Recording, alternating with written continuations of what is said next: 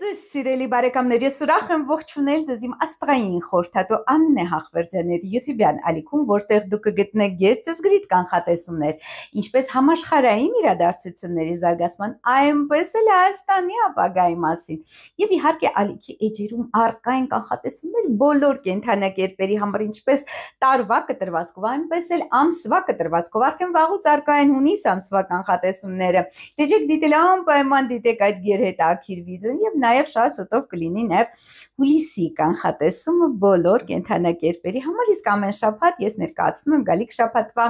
կանխատեսումները, աստղացույց լուսնացույցը եւ կանխատեսումները նաեւ կենդանակերպերի համար։ Եվ իհարկե կոչ եմ անում ձեզ սիրելի բարեկամներ անպայման բաժանորդագրվել աստղային խորհրդատու Աննե Հախվերդյանների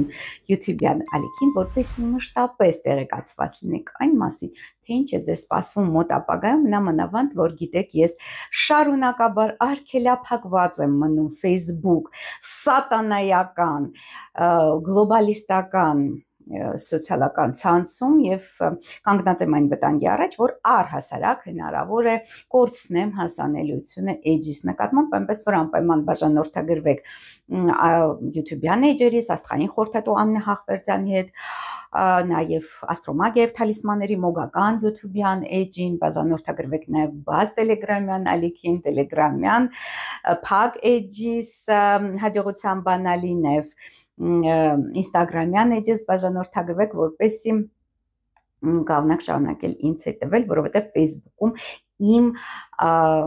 ներկայացրած նյութերը պարբերաբար ոչնչացվում են եւ ջնջվում են սիրելի բարեկամներ, այնպես որ եսի չկորցնեք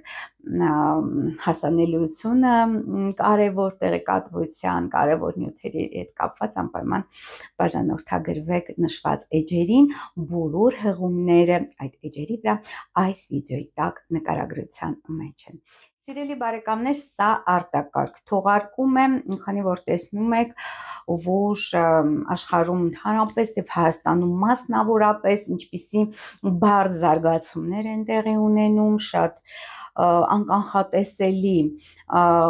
իրավիճակ է, խառնաշփոթ իրավիճակ է, ինչպես եւ ես կանխատեսել 2025 թվականը լինելու է լայնածավալ ռազմական գործողությունների եւ երրորդ համաշխարհային պատերազմի սկզբի տարի եւ դա կարելի ասել 150,000% իրագործվեց, որովհետեւ գիտեք, որ տարվա թվերի հանրագումարը կազմում է 5 կազմում է 9, կներեք 2025 բոլոր թվերի գումարը կազմում է 9 եւ 9 դա հենց մարս մորակի թիվն է, իսկ մարսը դա ռազմական գործողությունների ընդհանրապես պատերազմի մորակ է սիրելի բարեկամներ, այնպես որ գիտեք, որ ըստ էության դա արդեն իրականություն դարձավ ուրբաթ 13-ից, հունիսի 13-ից սկսած 2025 թվականի Իսրայելյան ընդմեջ ռմբակոծում է Իրանի Իսլամական Հանրապետության տարածքը, Իրանի Իսլամական Հանրապետությունը ռմբակոծում է Իսրայել պետության տարածքը եւ արդեն ԱՄՆ-ն հայտարարել է նաև, որ շուտով նույնպես մուտք է գործելու այս պատերազմի մեջ, որ իհարկե կնշանակի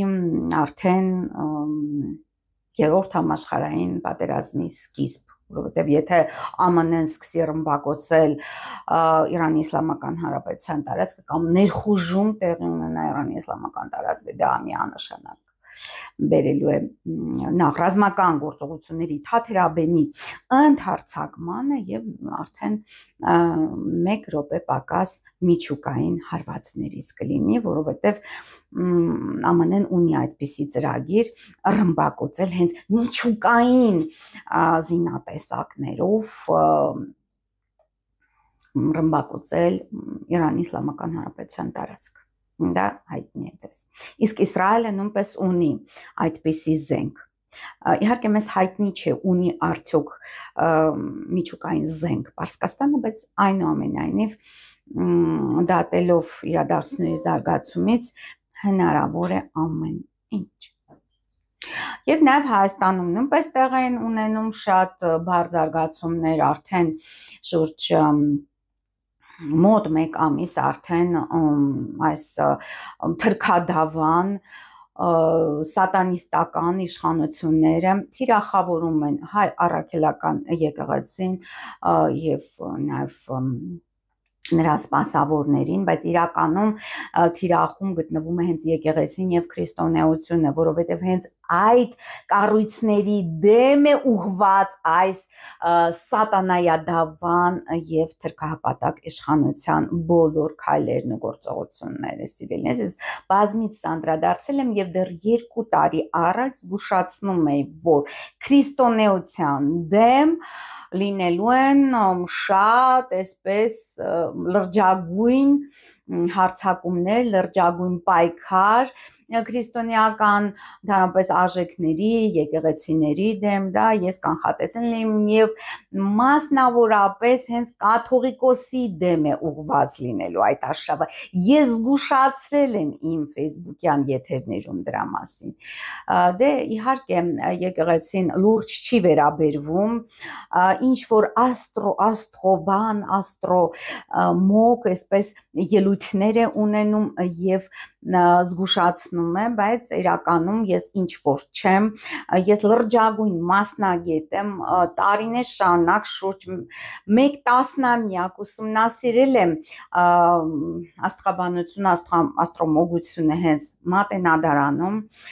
եւ ինչ որ բան երևի գիտեմ եւ հասկանում եմ, այնպես որ այսպիսի կամահրական վերաբերմունք հնագույն գիտության նկատմամբ, որը իդեպ շատ լրջագույնս ուսումնասիրվում էր բոլոր միջնադարյան հայկական համալսարաններում եւ ընդհանրապես բոլոր հոգեվոր հայրերը լուրջ հաճատեղյակ էին աստղաբանության վերաբերյալ, շատ լավ գիտեին իրականում աստղաբանությունը, էլուր մնաց թե մեր բժշկապետերը։ Սա այն մասին, թե ինչ է կատարվում Հայաստանում եւ աշխարհում եւ իհարկե Հայաստանում նաեւ վերջին օրերին բառեզբուն իմաստով վերջի ժամերի իրադարձությունը դա միլիարդատեր ազգային բարերար Սամվել Կարապետյանի նկատմամբ այդ հետապնդումներն էին, նրա կալանավորումը, գիտեք որ 2 ամսով Սամվել Կարապետյանը կալանավորված է եւ իհարկե շատերը ինձ իրենց հաղորդագրություններում խնդրում են վերլուծել Սամվել Կարապետյանի աստղային քարտեզը եւ ներկայացնել թե ինչ է իրեն սպասվում։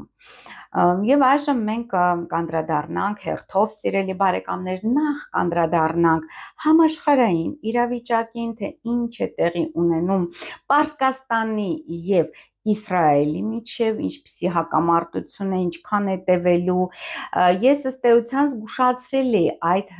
հակամարտության բարձր հավանականության մասին դեռ եւս 2 տարի առաջ անընդմեջ ես զգուշացնում էի, ես նաեւ անցած տարի կար այդպիսի հավանականությունը, անցած տարի, եթե հիշում եք 24 թվականի հոկտեմբերին ես կանխատեսել էի լայնածավալ իհարկե հարցակումներ Իրանի Իսլամական Հանրապետության դեմ, որը եւս տեւության տեղի ունեցավ, իսկապես տեղի ունեցավ հոկտեմբերի 26-ին 24 թվականին, բայց դա չվերաճեց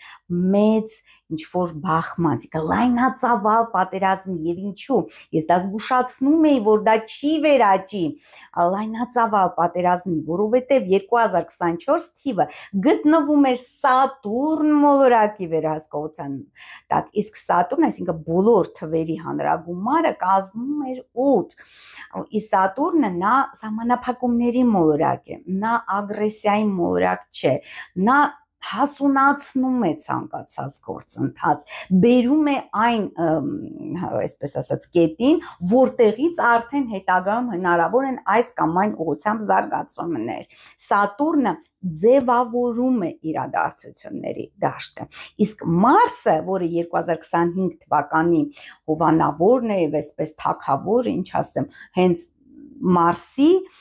տարվա ընթացքում, իսկ 2025 թվականին մենք տեսանք այդպիսի լայնածավալ ռազմական գործողություններ, արդեն իսկ տարվա ընթացքում նախ սրացումներ տեղի ունեցան ռուս-ուկրաինական ռազմաճակատում, երկրորդը հենց մայիսին, ապրիլի վերջ մայիս, երբ որ կանխատեսվում է ռազմաքաղաքական լարվածություն, տեղ ունեցավ շեշտակի լարվածություն եւ նույնպես բավականին ինտենսիվ ռմբակոծություններ Պակիստանի եւ Հնդկաստանի միջև եւ ահա հասավ Պարսկաստանի հերթը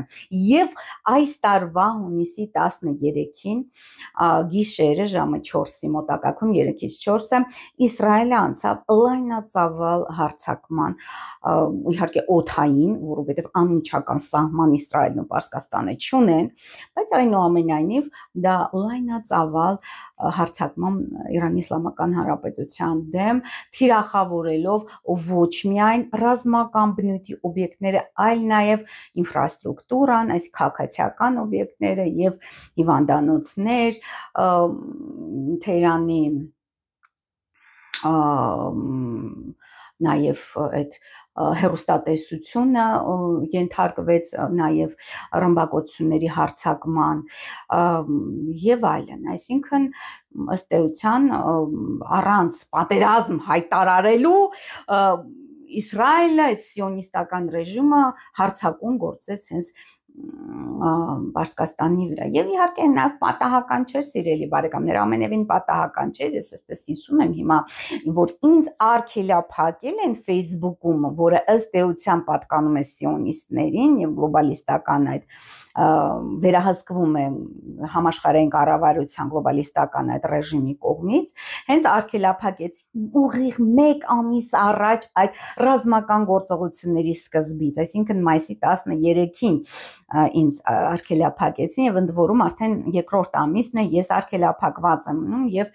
զրկված եմ խոսքի ազատությունից ըստ էության, այսինքն խախտված է իմ մարդու հիմնարար իրավունքներից մեկը խոսքի ազատության իրավունքը,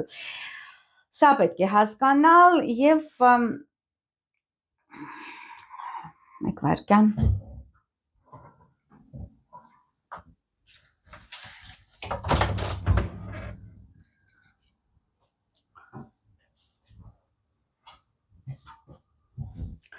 Եվ այն ինչ որ տեղի է ունենում հիմա աշխարհում, որովհետև գիտեք ես ինչ ճշգրիտ են իմ կանխատեսումները, ես անգամ կանխատեսել էի 24 թվականի մայիսի 19-ը, երբ վերացվեց ըստ էության սիոնիստական ռեժիմի կողմից նաև Պարսկաստանի ռազմաքաղաքական ղեկավարությունը, որը առավել արմատական հայացքներ ուներ եւ բնականաբար նրանց վերացումը հանգեցրեց հենց ըստ էության դա հանգեցրեց հետաձգման Իսրայելի այդ լայնածավալ հարձակմանը հետաձգմանը բերեց, այսինքն եկավ իշխանության այդ Մասուդ Փեզեշքյանը, որը լիբերալ հայացքների տեր ավելի մեղմ դիրքորոշումներ ունի արևմուտքի հետ կապված եւ դրա հետևանքով մի փոքր 1 տարով այսպես հետաձգվեց հարձակումը, լայնածավալ հարձակումը Պարսկաստանի դեմ, բայց այնուամենայնիվ այդ հարձակումը անխուսափելի էր։ Եվ այդ իսկ պատճառով տեղ ունեցավ։ Ինչ վերաբերվում է ԱՄՆ-ին, սիրելի բարեկամներ, ես բազմիցս զգուշացրել եմ, վերլուծելով Դոնալդ Թրամփի հորոսկոպը,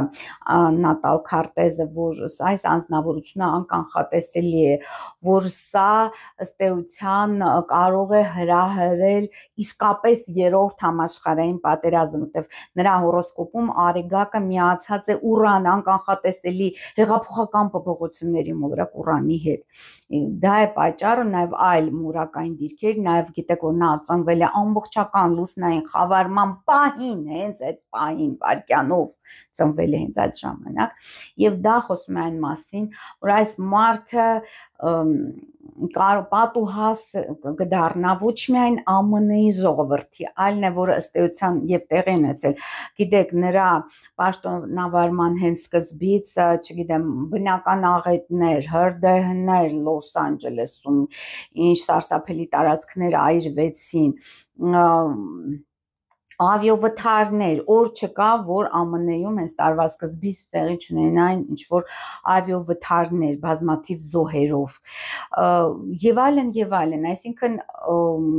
նաեւ այդ կայծակի շանթահարումը, հա, Վաշինգտոնում որ տեղի ունեցավ, այդ Վաշինգտոնի հենց հուշահամալիրի անմիջապես վրա խփեց այդ կայծակը սպիտակ տան վրա փայլատակումը երևաց եւ դա նույնպես նշանակում է, որ այս անձնավորությունը իսկապես պատուհաս է ԱՄՆ-ի եւ համպես ամբողջ աշխարհի համար եւ հերոստրատի պես, որ գիտեք, որ հերոստրատը ցանկանալով մտնել պատմության մեջ այրեց աշխարհի հրաշալիքներից, հին աշխարհի հրաշալիքներից մեկը Եփեսոսում գտնվող Արտեմիսի տաճարը եւ նույնպես Թրամփը ձգտելով մտնել համաշխարհային պատմության մեջ նույնպես ըստ էության հրահրեց այս կոնֆլիկտը Իսրայելի եւ Պարսկաստանի միջև, այսինքն ըստ էության երրորդ համաշխարհային պատերազմի այսպես սանձազերծողներից մեկը ցանկանում է դառնալ եւ հետո իբրև թե իր պատկերացումներով նա կկարողանա զսպել, հա, այդ պատերազմը եւ խաղաղեցնել կողմերը եւ դառնալ համաշխարհային խաղաղարար, այսինքն նա իհարկե խորապես սխալվում է եւ նրա պաշտոնավարումից ի վեր ոչ միայն սրվեց իրավիճակը մերձավոր արևելքում, այսինքն անգամ մինչեւ նրա պաշտոնավարումը, գիտեք, Սիրիայի անկումը տեղի ունեցավ, իսկ ես բազմիցս նշել եմ, որ անգամ վանգայի կանխատեսումներով մինչեւ Սիրիան անկում չապրի, չի սկսվի երրորդ համաշխարհային պատերազմը, դրա մասին ասում էր Վանգան։ Եվ ըստ էության դա մենք մեր աչքերի առջև տեսանք Սիրիայի անկումը 2024 թվականի նոյեմբեր-դեկտեմբեր ամիսներին, որից հետո սկսեց պաշտոնավարել Տրամպը եւ ավելի սրվեց նախ ռուս-ուկրաինական կոնֆլիկտ, այսինքն շատ ավելի ինտենսիվացան այդ բախումները, ավելի արունալի դարձավ այդ կոնֆլիկտը, գումարած այժմ մենք տեսնում ենք ինչպիսի զարգացումներ են տեղի ունենում մերձավոր արևելքում։ Այսինքն ըստ էության նրա պաշտոնավար Դոնալդ Թրամփի պաշտոնավարման ոչ միայն չդադարեցին այդ լարվածությունները ամբողջ աշխարհով մեկ ռազմական կոնֆլիկտները ոչ միայն չմարեցին, այլ նոր ուժով բորբոքվեցին եւ անգամ շատ հավանական են համարում բազմաթիվ վերլուծաբաններ, որ նոր հակամարտությունների հավանականությունը բավականին բարձր 2025 թվականի երկրորդ կեսին, այսինքն արդեն աշնանը։ Նու իհարկե առավել ահասարսուր եւ արյունալի եւ անկանխատեսելի լինելու է հուլիս եւ օգոստոս ամիսները, բայց աշունը նույնպես բավականին հարուստ է լինելու զանազան բախումներով եւ կոնֆլիկտներով ռազմաքաղաքական լարվածությամբ։ Այնպես որ սիրելի բարեկամներ, մեզ սպասվում է շատ ծանր եւ բարդ ժամանակահատված եւ պետք է պատրաստ լինել ցանկացած զարգացման, որովհետեւ ցանկացած զարգացումների, որովհետեւ հուլիսը լինելու է անկանխատեսելի փոփոխությունների եւ անսպասելի ճգնաժամերի ամիս, քանի որ հենց գիտեք հուլիսի 7-ին 2025 թվականի անկանխատեսելի փոփոխությունների մորակ Ուրանը մուտք է գործում երկվորյակներ եւ նա գիտեք որ այդ դիրքը եղել է նաև երկրորդ համաշխարհային պատերազմի ժամանակ 1941 թվականից սկսած ըստ էության հենց հայրենական մեծ պատերազմի սկսվելուց անմիջապես հետո, այսինքն հիտլերյան Գերմանիայի սովետական միության վրա հարձակումից հետո, որ այդքան չեն սիրում մեր այս, չգիտեմ, թրքահապատակ իշխանությունները, որ չեն ցանկանում առանձնացնել հայրենական մեծ պատերազմը երկրորդ համաշխարհային պատերազմից, բայց հետաքրքրականն այն է, որ իսկապես դա համաշխարհային երկրորդ համաշխարհային պատերազմի նոր էտապ էր, նոր զարգացումներ են, որովհետև Ուրանը փոխեց իր դիրքը, երբ սկսվեց երկրորդ համաշխարհային պատերազմը 39 թվականին, հա, ամռանը, կարծեմ ամռանն էր, այդ ուրանը դեռ գտնվում էր ցուլ կենթանակերպում, բայց 41 թվականին հենց արդեն օգոստոսին կարծեմ, ես իհարկե առանձին վիդեո կնվիրեմ ուրանի դիրքի փոփոխությանը, բայց այժմ միայն դա ասեմ, որ այնքան մեծ էր ազդեցությունը այդ ուրանի դիրքի փոփոխության, որ այս սկսվեց նոր этап, սկսվեց նոր զարգացում այդ երկրորդ համաշխարհային պատերազմի մեջ, ըստ էության նոր թաթերաբեմ բացվեց, որը խորհրդային միությունն էր, հա, եւ իհարկե ամենաարյունալի շրջանը սկսվեց երկրորդ համաշխարհային պատերազմի ընդհանրապես պատմության մեջ ուրանը տարանցում է երկվորյակներով, դա 84 տարին մեկ է պատտվում, հա, շրջապտույտը կատարում ուրան մորակը ամբողջ այդ կենթանակերպով 12 նշաններով, ամեն մի նշանի մեջ մնալով շուրջ 7 տարի, ուրեմն մարդկության պատմության մեջ միշտ եղել են ինչ-որ արյունալի զարգացումներ, արյունալի կոտորածներ, նաև իշխանազավթումներ, թագավորական իշխանությունն է տապալվել, հեղափոխություններ են տեղ ունեցել, մասնավորապես հենց ԱՄՆ-ն ինքը ստեղծվել է այն ժամանակ, երբ ուրանը տարանցում էր երկվորյակներով, սիրելի բարեկամներ, գիտեք, որ ԱՄՆ-ի անկախության հռչակագիրը, որ ընդունվել է հուլիսի 4-ին 1776 թվականին, այն ժամանակ հենց ուրանը գտնվում էր երկվորյակներում, եւ հետաքրական է նաեւ Դոնալդ Թրամփի մոտ ուրանը գտնվում է երկվորյակներում, եւ այժմ ուրանը մոտենում է երկվորյակներին եւ արդեն մյուս տարվա ապրիլի 26-ից մշտապես 7 տարի շարունակ գտնվելու է երկվորյակներում, որը նշանակում է, որ մեծ համաշխարհային գլոբալ փոփոխություններ են սպասվում մարդկությանը եւ նաեւ շատ վտանգավոր արյունալի բախումներ, հեղափոխություններ, իշխանազավթումներ, երկրների փլուզումներ, տարերային աղետներ եւ այդ ամբողջը հենց ուղեկցվում է ուրանի այդ տարանցումը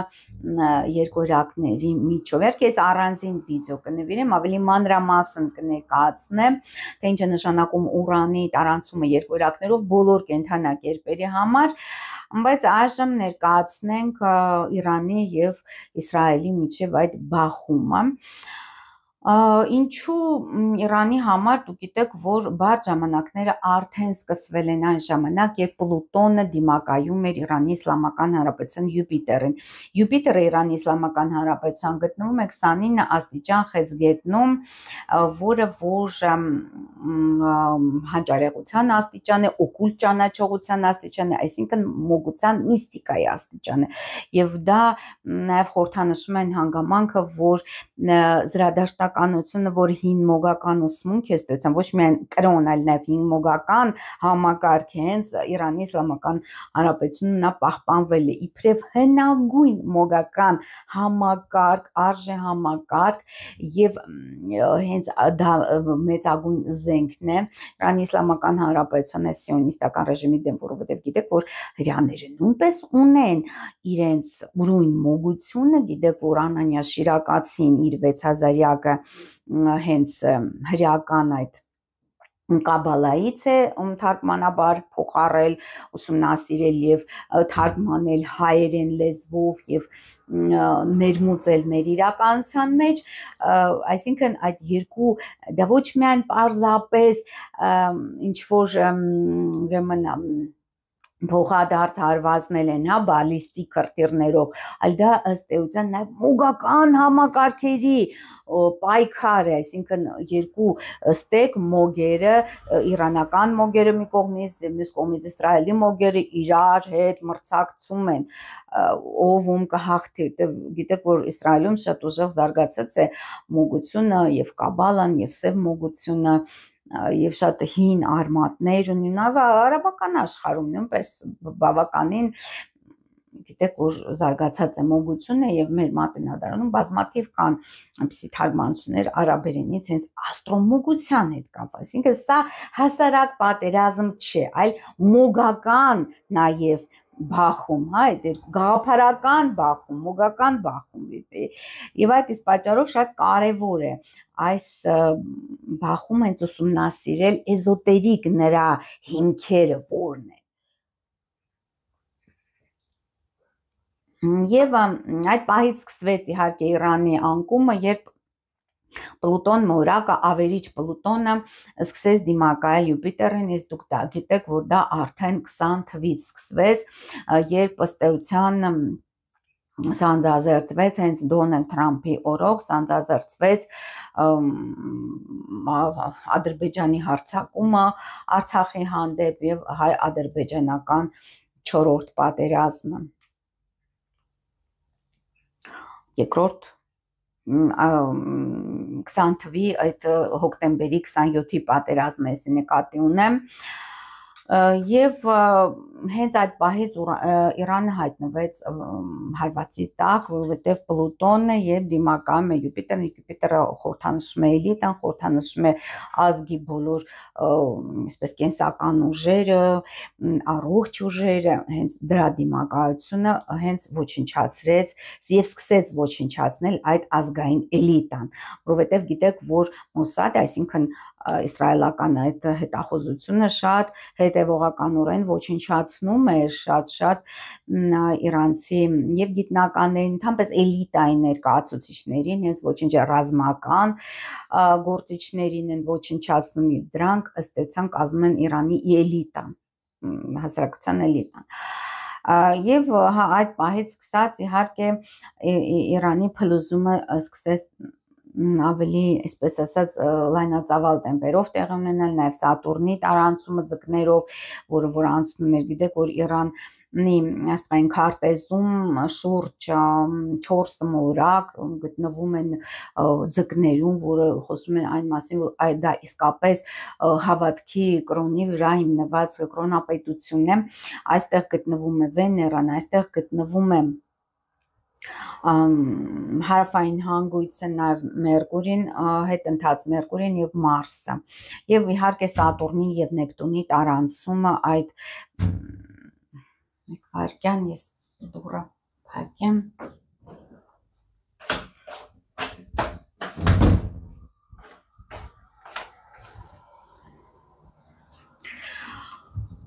Սատուրնի տարանցում այս 2 տարիների ընթացքում ձկներով նույնպես եւ Նեպտունի տարանցումը նույնպես քանդեցին եւ ստեղծեցին այնպիսի իրավիճակ, այդ գիտեք բազմաթիվ դիվերսիաներ տեղի ունեցան հենց այդ Իսրայելի հարձակումից անմիջապես հետո ներսից պայթեցվեցին այդ կարևոր ստրատեգիական օբյեկտները Իրանի, որը որ հենց պայմանավորված էր Նեպտունի, այսինքն խապկանքով, փողով, հավաքագրումով մարդկանց մեծ այսպես ցանց էր ստեղծել Իսրայելը Պարսկաստանում եւ դրանց միջոցով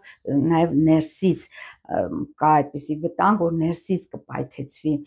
իրավիճակ, որ հենց այդ Նեպտունը 10 տարիների ընթացքում եւ որ տարանցում էր, հենց դրա մասին է գնում խոսքը։ Բայց այժմ իրավիճակը շատ ավելի վտանգավոր է դարձել, ինչու, որովհետև Սատուրնը եւ Նեպտունը մուտք են գործել այս տարի Խոյ կենդանակետ, որը Իրանի Իսլամական Հանրապետության արեգակնային նշանն է, ինչու, որովհետև դուք գիտեք, որ Իրանի Իսլամական Հանրապետությունը ստեղծվեց այդ ժամանակ, երբ տեղ ունեցավ այդ շահի գահանկեց արվեց, շահը փախավ Իրանից եւ հաստատվեց այդ այաթոլլաների կրոնապետությունը 1979 թվականի ապրիլի 1-ին դա տեղ ունեցավ այդ հեղափոխությունը, որը եւ Իրանի ժամանակակից Իրանի այսպես անկախության օրն է համարվում։ Եվ ահա այս Սատուրնն ու Նեպտունը այժմ տարանցում են արևի վրա, որը շատ ավելի վտանգավոր է, որովհետև նա վտանգում ընդհանրապես այդ պետության ողջականությունը եւ պետական համակարգի կայունությունը, որտեղ Սատուրնը երբ տարանցում է արեգակով, արդեն պարզ է, որ եւ այդ վերջին օրերին հնչած այսպես սպառնալիքները գերագույն կրոնական առաջնորդի Այաթոլլահ Խոմեյնիի նկատմամբ եւ Տրամպի կողմից եւ Իսրայելի կողմից դա պարզ ասում է այն մասին, որ իսկապես իրականություն կդառնա, շատ բարձր է հավանականությունը, որ իսկապես Խոմեյնին վերացվի, պարզապես վերացվի։ Նու նաև Ուրանի շատ մտահոգիչ է ընդհանուր ես վերլուծություն եմ անում այժմ Պարսկաստանի հորոսկոպի, այնուհետև կանցնենք Իսրայելի աստղային քարտեզը կվերլուծենք, նաև շատ ինչու՞մն է կայանում վտանգը, որ Ուրան մորակը, գիտեք, որ արդեն նոր ասեցի, 25 թվականի հուլիսի 7-ին մուտք է գործում երկօրյակներ, իսկ երկօրյակներում, սիրելի բարեկամներ, գտնվում է հենց Իրանի Իսլամական Հանրապետության Իրան-Ուրան, շատ հետաքրքիր է, Լուսինը գտնվում է Իրանի Իսլամական Հանրապետության քարտեզում 5 աստիճան երկօրյակներում եւ ահա այստեղով անցնելու է նաև Ուրանը, որը որ նշանակում է մեծ աղետներ կապված ազգաբնակչության հետ, ազգաբնակչության, չգիտեմ, կամ գաղթ, կամ ոչնչացում, կամ բռնի, այսպես տեղահանություն, Ուրանը ավելի շատ խորհրդանշում է նաև օդային մարտերը, հա, այսինքն ավիացիան է ղեկավարում Ուրանը եւ նորագույն տեխնոլոգիա, այսինքն ինչ պատճառներով կարող է բնակչության դեմ ինչ որ ռադիոէլեկտրոնային նոր զենքեր կիրառվեն, բացի այդ անօդաչու թռչող սարքերից, որոնք կխոցեն բնակելի օբյեկտներ, քաղաքացիական ինֆրաստրուկտուրաներ եւ այլն, նաեւ բնակության դեմ կկիրառվեն այդ կարգի զենքերը, ել ինչ խոսք լռում եմ միջուկային զենքի մասին, որը ԱՄՆ-ն այսպես պատրաստում է երկրորդ անգամ պատմության մեջ կիրառել, գիտեք որ առաջին անգամ նույնպես ԱՄՆ-ն է կիրառել միջուկային զենքը, դա տեղի ունեցել սեպտեմբերի 6-ին եւ 1945 թվականին Ճապոնիայի դեմ, գիտեք, այդ երկու քաղաքները Հիրոսիման եւ Նագասակին ենթարկվեցին այդ ռմբակոծությանը միջուկային ուրեմն բոմբերով։ Սա իհարկե շատ մտահոգիչ է եւ երկրորդ անգամ պատմության մեջ նույնպես ԱՄՆ-ն հիմա այդպիսի ցանկություն ունի ռմբակոծել Պարսկաստանը հենց միջուկային զինատեսակներով, այս սա շատ վտանգավոր է եւ մոտակա տարիների ընթացքում ես կարծում եմ այս հակամարտությունը բավականին Պարսկաստանի դեմ հայտարարված պատերազմը բավականին երկար է տևելու, դա չի նշանակում, որ ամբողջ այդ տարիների ընթացքում լինելու են ռմբակոծություններ, ոչ, բայց բավականին երկար ժամանակ ամենայն դեպս մինչև Սատուրնը հասնի Արեգակին Իրանի Իսլամական Հանրապետության այս ռմբակոծություններ, այսինքն այս պատերազմը շարունակաբար տևելու է։ Եվ Սև լուսինը հետաքրքիր է, Պարսկաստանի Սև լուսինը գտնվում է Արիուս կենդանակերպում եւ Պլուտոնը դիմակայելու է այդ Սև լուսնին, 18 աստիճան հեռացում գտնվում է Իրանի Իսլամական Հանրապետության քարտեզում Սև լուսինը, Լիլիթը, որը բացասական ուժերի հանրագումարն է, բացասական այդ բոլոր էներգետիկայի, Սև մոգության եւ Պլուտոնը ահա դիմակայելով այդ Սև լուսնին իհարկե ուժեղ խփելու է եւ շատ վտանգավոր իրավիճակ է ստեղծվելու միաժամանակ նաև այժմ Սև լուսինը գտնվում է Կարիճում, սիրելի բարեկամներ, եւ մոտենում է Իրանի Իսլամական Հանրապետության Ուրան մորակին, որը գտնվում է 20 աստիճան Կարիճում, շատ հետաքրքիր է, որ նաև Սատուրնը գտնվում է կույս նշանում Իրանի եւ մոգական աստիճանում, 8-րդ աստիճանում կույսի եւ մոգական նշանում, սև մոգական նշանում, այսինքն սև մոգության կռիվ է գնում, սև մոգության պայքար է գնում Իսրայելի եւ Պարսկաստանի այդ սև մոգերը իրար հետ այսպես իրար ոչնչացման սև գրեր են անում եւ այդ ամենը իհարկե շատ ակտիվ, շատ հստակ երևում է այս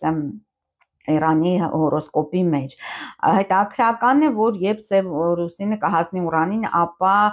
վտանգը կստեղծվի հենց այդ ճառագայթային ուրեմն աղտոտման Իրանի Իսլամական Հանրապետության տարածքի եւ նաեւ շրջակա տարածքների, իսկ գիտեք որ Հայաստանը նույնպես հանդիսանում է այդ վտանգի գոտու մեջ եւ առհասարակ ամբողջ հարավային Կովկաս, այսինքն այդ թվում Ադրբեջանը եւ Վրաստանը այդ ճառագայթային այսպես աղտոտման գոտու մեջ կարող են հայտնվել։ Եվ դա իհարկե սիրելիներս շատ իրական իրական հեռանկար է ցավալիորեն, մենք այժմ կարող ենք տեսնել դա, վերլուծել, տեսնել եւ դա տեղի կունենա Ուրան, Սև լուսինը, քանի որ մոտենում է Ուրանին Իրանի Իսլամական Հանրապետության եւ դա հենց աշնանն է տեղի ունենալու, սիրելիներս, որը որ շատ իհարկե շատ սարսափելի եւ ցավալի է մեզ համար։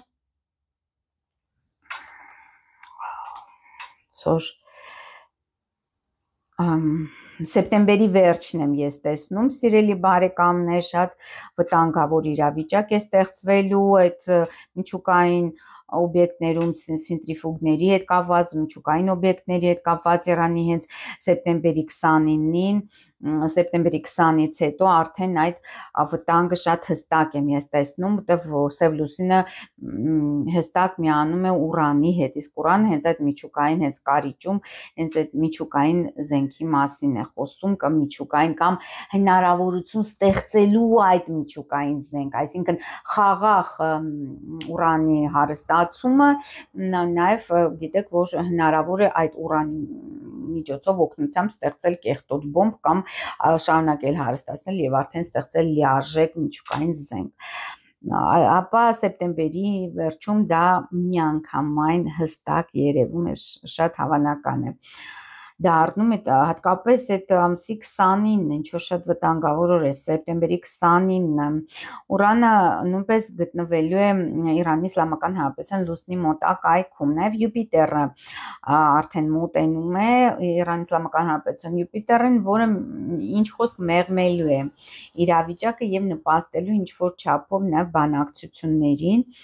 բայց արդեն շատ հնարավոր է ուշ լինի արդեն, սիրելիներս, ցավալիորեն, ու նաև այստեղ Իրանի Իսլամական Հանրապետության լուսնային հանգույցների հակաֆազան է, այսինքն այստեղ Իրանի Իսլամական Հանրապետության լուսնային հանգույցների առանցքը, գիտեք, գնում է դեպի ձկներից դեպի կույս, այսինքն 17 աստիճան կույս բանից, ձկնից, իմջալոց դա բռնի ոչնչացման աստիճան է, նա գնում է դեպի կույս, այսինքն Իրանը գիտության ուժով, գիտության իր խելքով, իր շնորհքով, իր գիտնականների օգնությամբ դիմակայում է այդ բռնի մահվան, բռնի ոչնչացման այդ վտանգին։ Սա է Իրանի Իսլամական Հանրապետության ընդհանրապես զարգացման ուղենիշը եւ իհարկե գիտեք, որ այժմ հակառակ ուղղությամբ են գնում այդ հանգույցները եւ հենց սեպտեմբերի վերջին հակառակ ուղղությամբ են կանգնելու լուսնային հանգույցները, որը նույնպես նշանակում է, որ մեծ տրանսֆորմացիաներ, տեղաշարժեր, մահեր, սպանություններ, չգիտեմ, ինչ որ շատ սարսափելի իրավիճակներ են ստեղծվելու։ Իսկ ինչով է վտանգավոր մինչև սեպտեմբեր, իհարկե ասեցի արդեն միջուկային ճառագայթային աղտոտման մասին, բայց մինչ դա իհարկե վտանգ է ստեղծվելու այդ գերագույն առաջնորդի, հոգևոր առաջնորդի համար, դա տեղի կունենա օգոստոսին, որովհետև օգոստոսին մենք ունենք հետևյալ իրավիճակը։ Արեգակը մոտենում է Իրանի Իսլամական Հանրապետության Սատուրնին, իհարկե սա գիտեք հավանականությունների մասին ենք մենք խոսում, երբեք չի կարելի ասել, որ հենց այդ պահին, հենց այդ օրը դա տեղի կունենա, բայց միջակայքում, մոտակայքում տեղի կունենա, այսինքն մենք խոսում ենք հավանականությունների մասին, սիրելի բարեկամներ,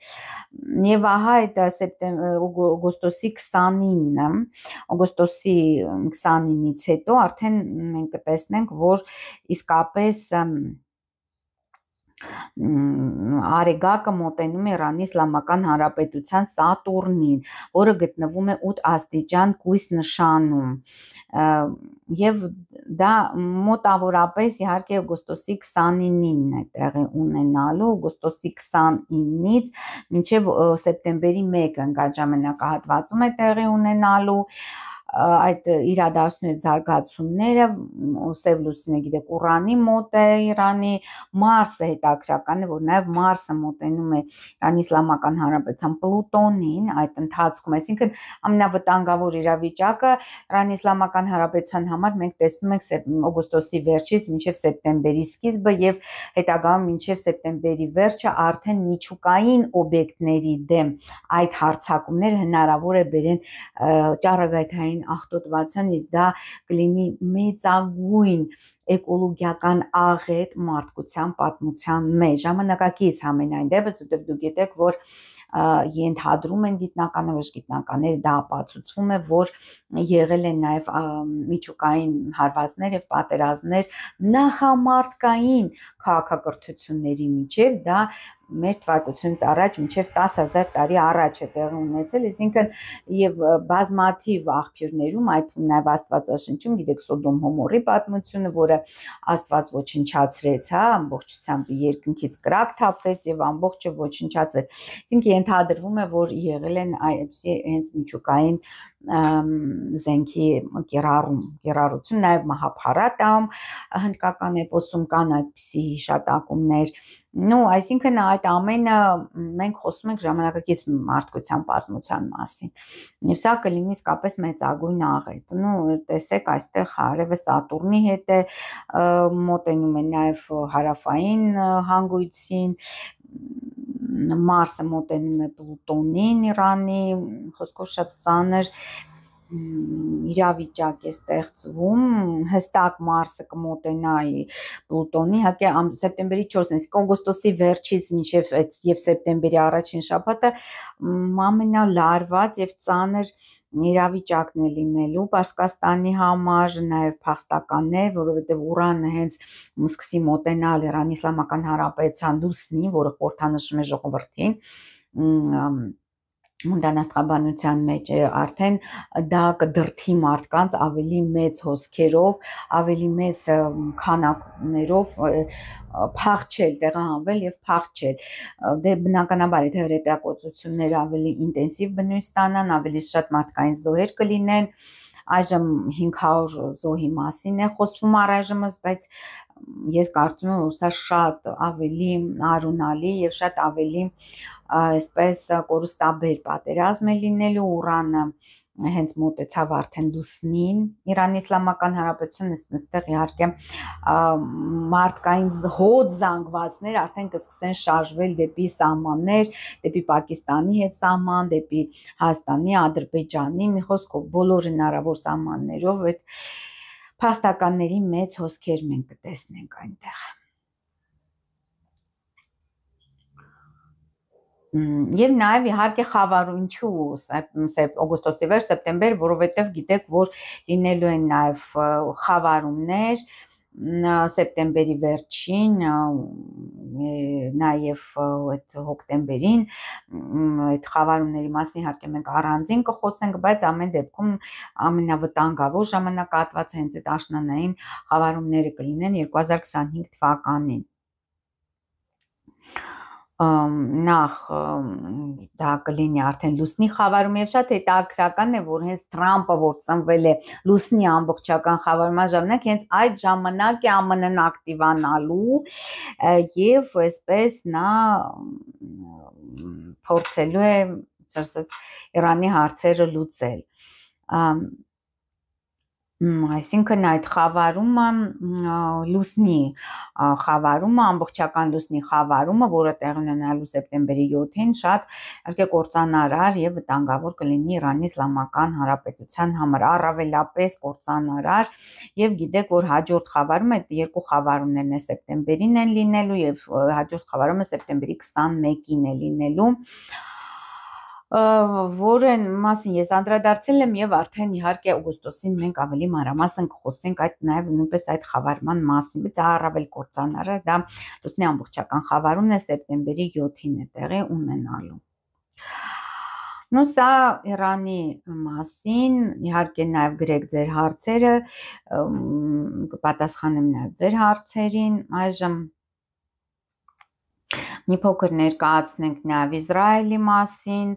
Իսրայել պետությունը, գիտեք, ստեղծվեց երկրորդ համաշխարհային պատերազմից հետո,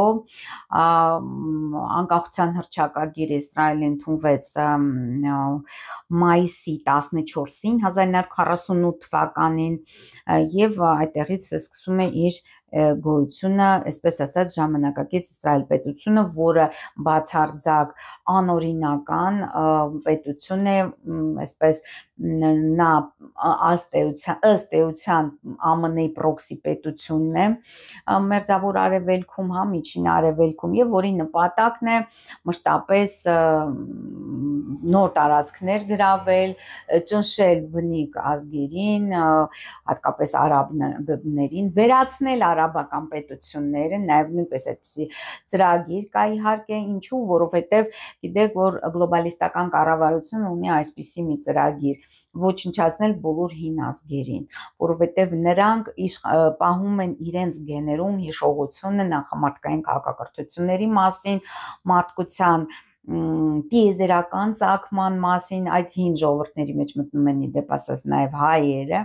այդ իսկ պատճառով նաև հայերն են ոչնչացվում, եւ հատկապես հայերը, որովհետև հայերը միակ պետություն ունեցող ազգն են, որոնք առաջինը պետական մակարդակով ընդունել են քրիստոնեություն, որտեղ առաջինը ընդհանրապես աշխարհում քրիստոնեություն ընդունել են ասորիները, բայց ասորիները չունեն պետականություն։ Այդ իսկ պատճառով իհարկե նրանք կոտորվում են, այսպես ասած, ոտատակ են ընկնում, եւ 15 թվին են կոտորվել եւ հետագայում տարբեր այլ կոնֆլիկտներում կոտորվել են, բայց դա նպատակ չի եղել ասորիների ոչնչացումը երբեք համաշխարհային կառավարության համար, եւ համաշխարհային կառավարության համար նպատակն է հայերի ոչնչացումը, որովհետև նրանք այն ժողովուրդն է, որոնք ունեն այս պայծրությամբ պետականություն եւ առաջին քրիստոնյաներն են աշխարհի մակարդակով, այսինքն պետություն այն ազգն է, որը պետականորեն առաջինն է ընդունել քրիստոնեություն եւ այժմ հիմա պետականություն ունի, սա ամենաառաջին կռվանն է, որ պետք է ոչնչացնել հայերին եւ ըստ էության լծված են Նիկոլ Փաշինյանը ձեռքի տված թուրք իհարկե ադրբեջանական այդ ուժերի հետ եւ համաշխարհային կառավարության հետ լծված են այդ գործին այս տարիների ընթացքում սկսած 2018 թվականից իհարկե մինչ դա նույնպես այդ բոլոր գործողություններ, այսինքն նախապատրաստվել է այդ ամենը մեկ օրում չի եղել, 30 տարվա ընթացքում է նախապատրաստվել, բայց գլոբալ իմաստով նպատակն է հայ ժողովրդի ոչնչացումը իր պատմական հայրենիքում։ Սա է, բազմից ես անդրադարձել եմ, այժմ ուղղակի խոսեցինք նաև Իսրայելի մասին, այդ իսկ պատճառով նաև անդրադարձա եւ Իսրայելը համարում է Հայաստանը իր ամենավոխերիմ թշնամիներից մեկը, երբեք չկարծեք, որ Իսրայելը կարող է, որովհետև միշտ մրցակցում են հայերն ու հրեաները, տեսեք, ցեղասպանության տեսակետից, քրիստոնեության հետ կապված, այսինքն նրանք առաջինը մերժեցին Քրիստոսին, հայերը առաջինը ընդունեցին Քրիստոսին, այսպիսի նաև Իսրայելում հենց այդ Երուսաղեմում տեղեն ունենում անընդհատ պայքար, հողատարածքներ են զավթվում, հա, որոնք պատկանում են հայ առաքելական եկեղեցում, սա իսկապես այդ երկու պետությունների հակամարտության երկու տերությունների հակամարտության մասին է խոսում եւ Իսրայելը պատահական չէ ստեղծված հենց այդ տարածքներում, որ նա իբրև ԱՄՆ-ի պրոքսի պետություն նպատակ ունի ոչնչացնել բոլոր այդ հոգեվոր օջախները, որովհետեւ հնագույն քաղաքակրթությունների հիմքում հոգեվոր արժեքներն են, հոգեվոր գիտություններն են, աստղաբանությունը, մոգությունը եւ այլն, ոչնչացնել այդ ամենը եւ ստեղծել անդեմ այդ միստր Սմիթի համատրիցայի մեջ այդ միստր Սմիթի ինչ որ հասարակություն, որը մեկը մյուսից մարդիկ չտարբերվեն, ոչ նպատակ ունենան, ոչ ձգտում ունենան, ոչ հոգեվոր զարգացում ունենան, ահա սա է գլոբալ իմաստով նպատակը Իսրայել պետության գործընթացի։ Հրեաներին չի հետաքրքրում, քանի իսրայելցի կկոտորվի այս պատերազմում, քանի հազար մարդ զոհ կգնա, այսինքն նրանց նպատակը չի պահպանել ազգաբնակչությունը, նրանք չեն այսինքն այդ պետության իմաստը դա չէ, որ իր մարդկանց մասին հոգ տանի, չգիտեմ, պահպանի, այլ նա է, որ ոչնչացնի այդ հոգևոր կենտրոնները, իսկ մեծագույն հոգևոր կենտրոնը այս տարածաշրջանում դա Պարսկաստանն է, սիրելի բարեկամներ, որովհետև հազարամյակներ, տասնյակ հազարամյակներ շարունակ այնտեղ գոյություն ունի հենց այդ հնագույն մոգական ավանդույթը, զրադաշտականությունը, որը կոչվում է, որը իսկապես մեծագույն արժեք է համամարտկային եւ իհարկե նրա վերացումը գլոբալիստների համար կլինի մեծագույն հաղթանակ եւ մարդկության համար մեծագույն կորուստ, որովհետեւ զրադաշտականությունը մեծ ավանդ է ունեցել մարդկության հոգեվոր զարգացման մեջ, հասկանում եք, նաեւ քրիստոնեության կայացման մեջ եւ այլն։ Դա առանձին իհարկե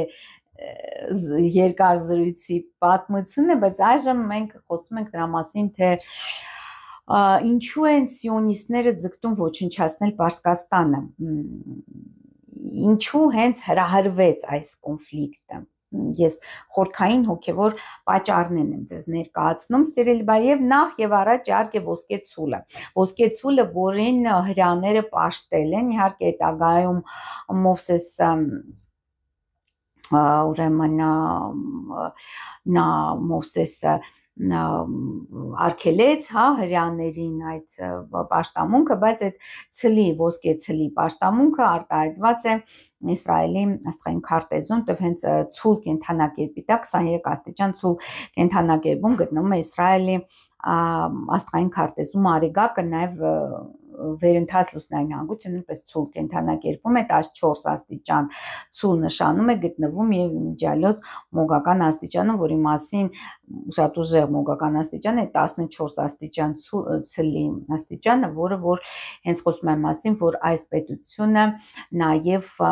հիմնված է հենց այդ սև մոգական պրակտիկաների եւ ծիսակարգերի կուլտերի վրա է հիմնված, եւ եթե դուք նայեք Նետանյախուի դեմքին, նա հենց տիպիկ Սմիթ է, այսինքն նրա դեմքը ոչինչ չի արտահայտում, ծախված պես հոգի է ըստ էության, նայեք ուղիղ չի նայում, նրա աչքերի մեջ միշտ մթություն է, սա պատահական չէ, իհարկե սիրելիներս, եւ խոսում ենք այն մասին, որ այդ պետության հիմքում հենց դա է ընկած, որտեղ արեգակը հենց ղեկավարն է, պետության խոսում ենք ղեկավարի մասին արեգակը։ Լուսինու այստեղ շատ հետաքրական է, որ Իսրայելի քարտեզում, գիտեք, որ երկրորդ համաշխարհային պատերազմից հետո մորակները կուտակվել էին Արիոս կենթանակերպում, եւ հիմա Պլուտոնը, որը հայտնվել է ջրհոսում, քանդում է այն համակարգը, որը ստեղծված էր ըստ էության երկրորդ համաշխարհային պատերազմից հետո այն աշխարհակարգը, որը ձևավորվել էր։ Եվ այստեղ հետաքրական է, որ եւ Լուսինը, եւ Պլուտոնը, եւ Սատուրնը, եւ Մարսը, Իսրայելում բոլոր այդ չար մորակները, բացի լուսնից, գտնվում են Արիոս կենթանակերպում, եւ շատ հետաքրական է, որ դրանց դիմաց 22 աստիճան ջրհոսում գտնվում է Սև լուսինը,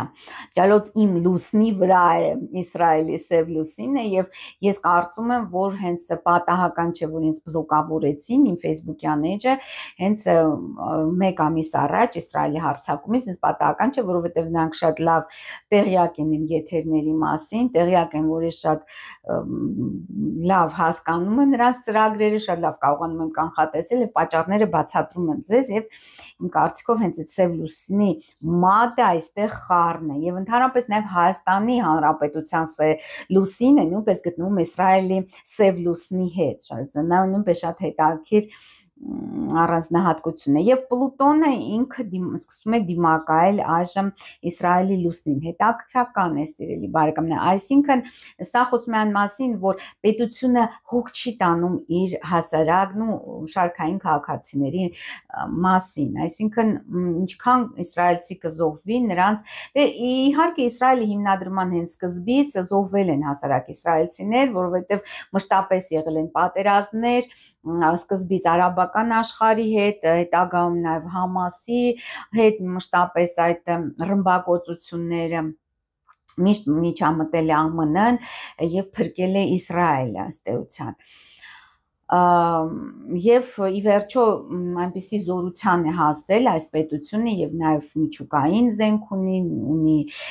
զարգացած քիմիական արտադրություն, ռազմական համակարգեր, խոսքով այժմ Իսրայելը արդեն հասել է այդ պիկին, որը իր զորության գագաթնակետին, բայց Պլուտոնը սկսել է դիմակայել Իսրայելի լուսնի, որը նշանակում է, որ մեծ զոհեր են լինելու հենց քաղաքացիական ազգաբնակչության շրջանում, այսինքն այս պատերազմը շատ արունալի պատերազմ է լինելու, եթե երկար շարունակվի, Իսրայելը չի կարող խուսափել մարդկային զոհերից եւ շատ ավելի մեծ զոհեր կլինի։ Արդեն հետագայում դրված կլինի նաեւ Իսրայելի գոցան հացես, այդպես չէ, որ Իսրայելը ոչնչացի, իհարկե Պարսկաստանը շատ ծանր վիճակում է, հնարավոր է այն կազմալուծվի, բայց Պարսկաստանի կազմալուծմամբ Իսրայելը իր գլոբալ իմաստով իր խնդիրը չի լուծի, այսինքն հետագայում արդեն խնդիր կառաջանա Իսրայելի կազմալուծման, այսինքն փլուզման, դա անխուսափելի կլինի, որովհետև Պլուտոնը սկսում է դիմակայել Սատուրն-Պլուտոն միությանը Իսրայելի քարտեզում, գիտեք 16 աստիճան առյուծում գտնվում է Սատուրնը Իսրայելը, դա իմ Սատուրնի վրա է եւ Պլուտոնը 12 աստիճան առյուծում եւ հանճարեղության աստիճանում, այսինքն մեծ ստրատեգիական կենտրոնների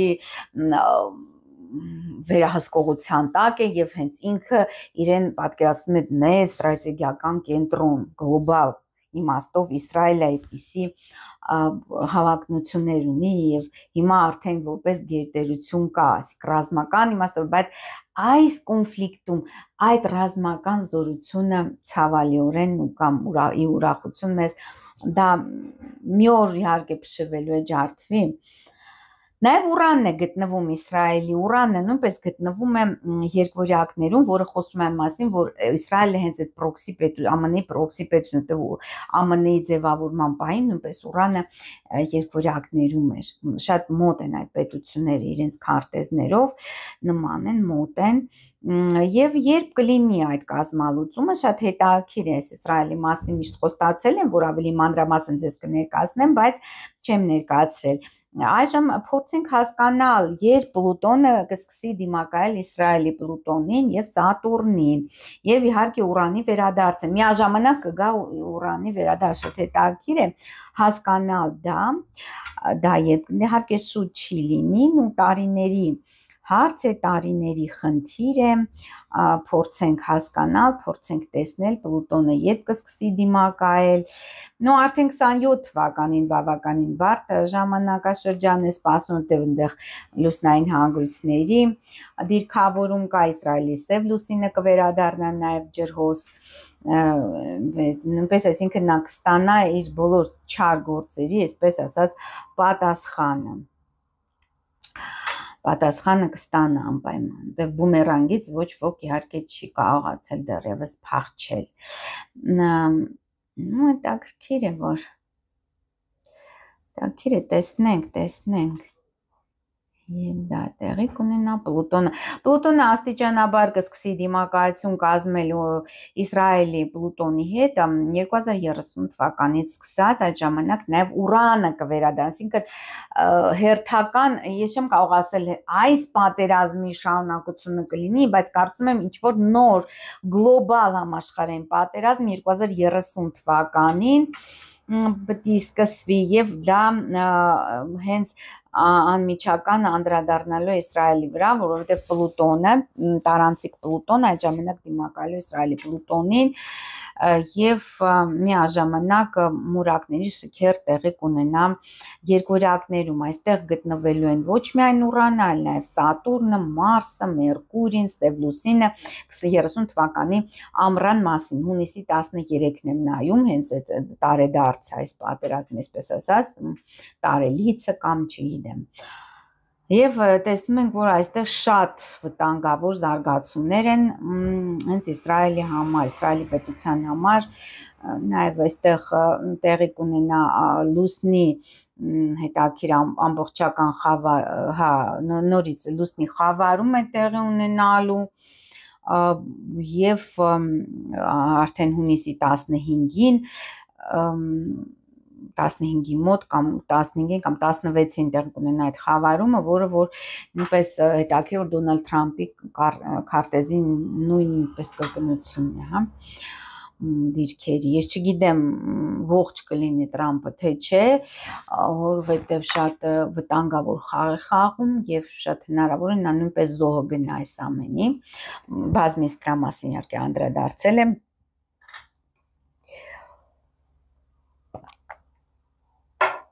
Այնպես որ Իսրայելը նույնպես ենթարկվելու է շատ ծանր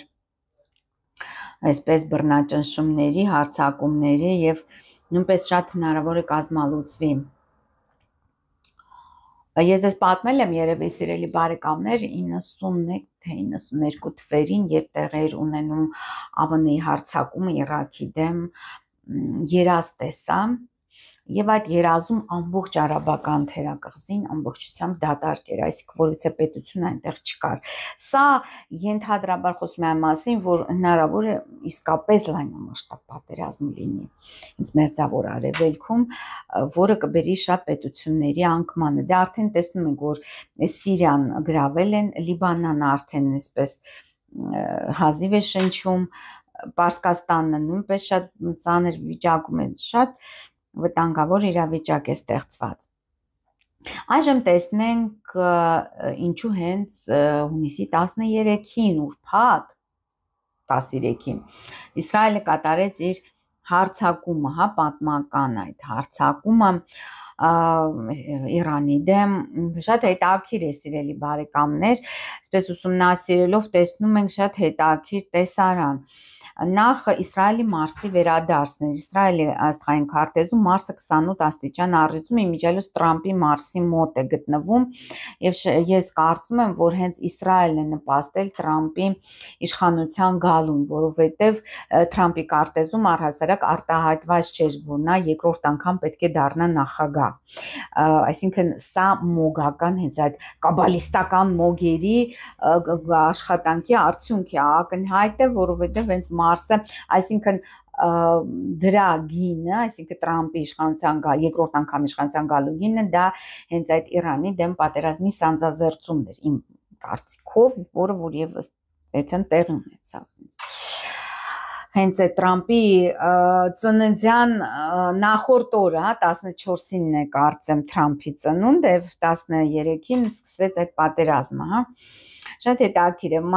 Մարսերի վերադարձը, Մարսար, այսինքն երբ որ արեգակի վերադարձն է սոլար է կոչվում, իսկ երբ որ Մարսի վերադարձն է Մարսար է կոչվում,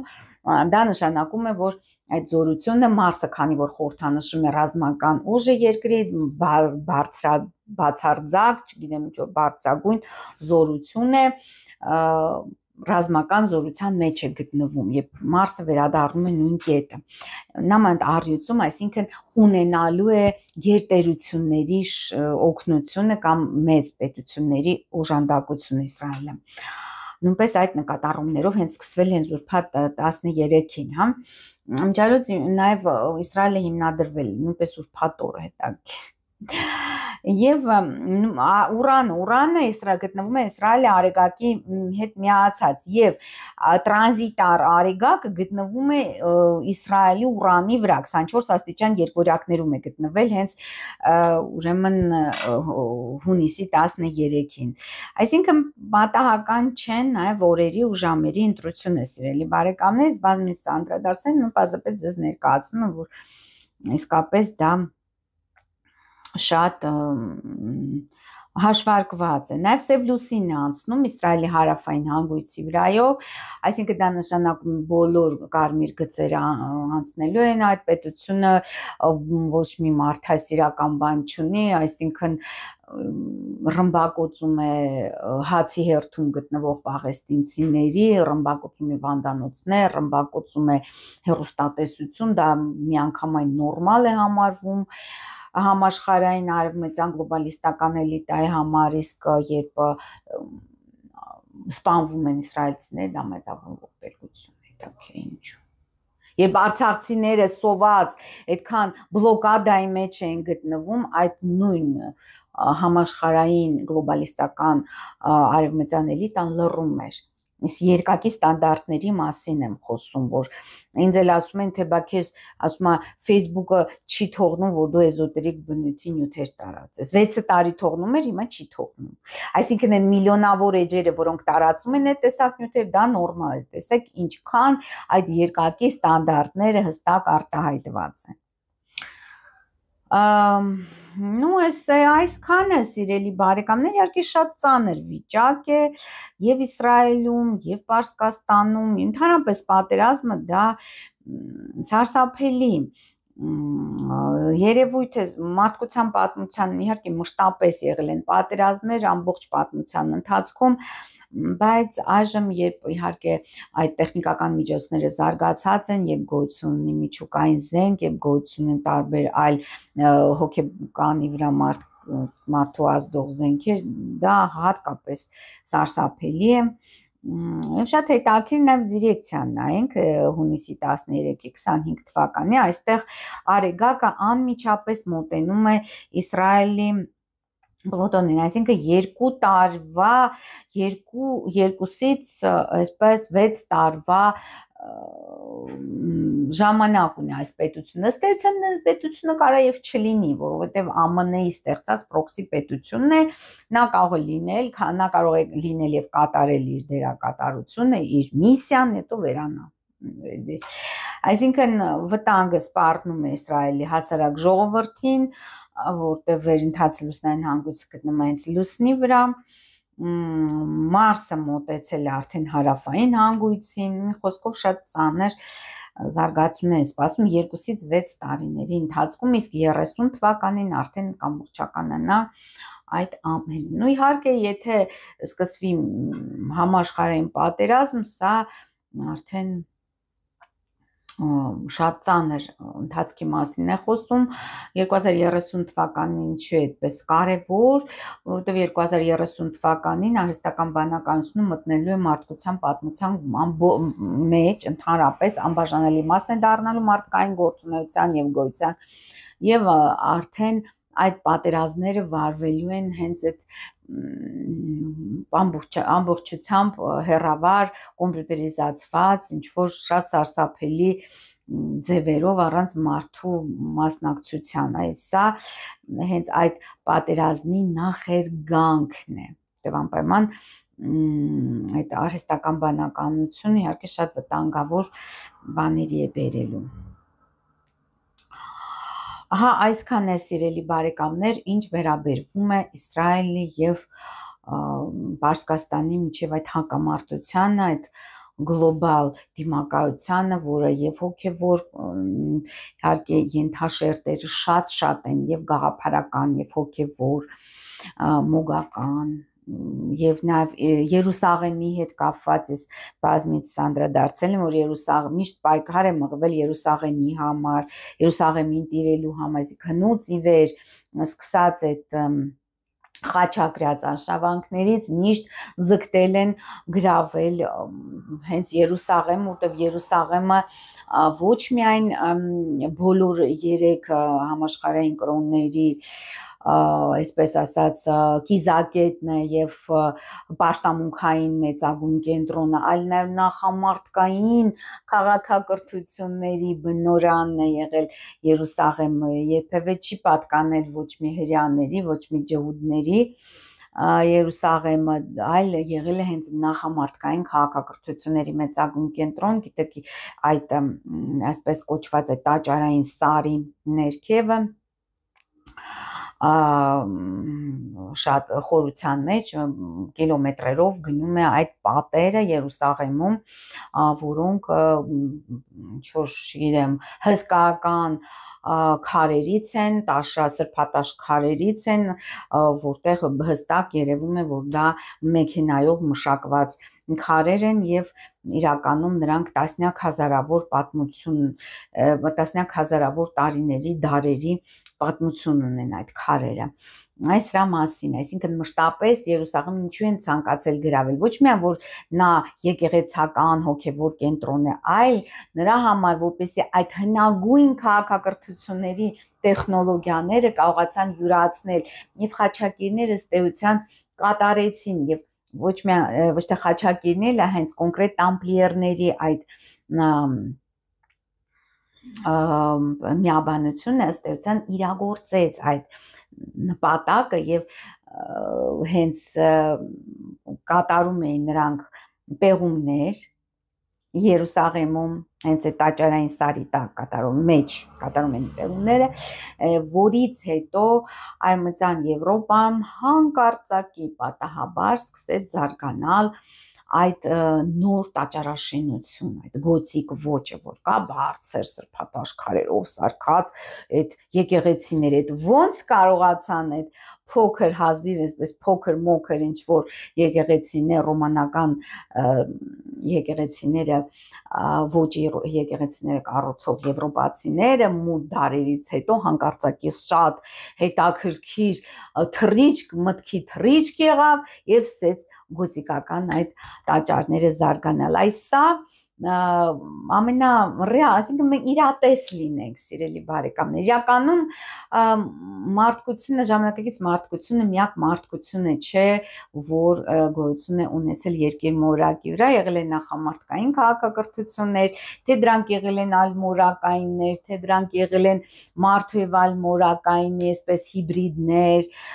մենք չենք կարող հիմա ասել դա, որովհետև արդեն ապացույցները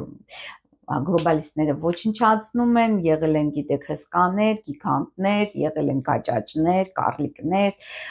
շատ բազմաթիվ տեսակի մարդիկ են եղել։ Այս սրա մասին է խոսքը, ըստ էության հիմա նույնը շարունակվում է, այսինքն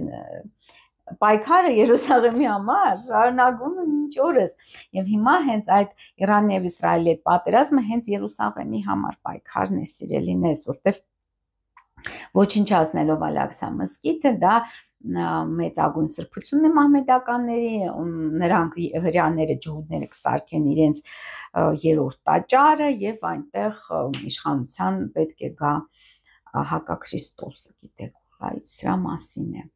Իսկ Պարսկաստանը, որը պայքարում է այդ ամենի դեմ, այդ 13-րդ իմամը, Մածին, որ պետք է գա, նա պետք է այդ պայքարի այդ հակաքրիստոսի դեմ, հա, սրա մասին է այս ամենը, եւ իմ կարծիքով այդ սրացում են 2030 թվականի հենց դրա հետ է կապված լինելու, հա, այսքան է, սիրելի բարեկամներ, ինչ վերաբերվում է Իսրայելի եւ Պարսկաստանի հետ բախմանը։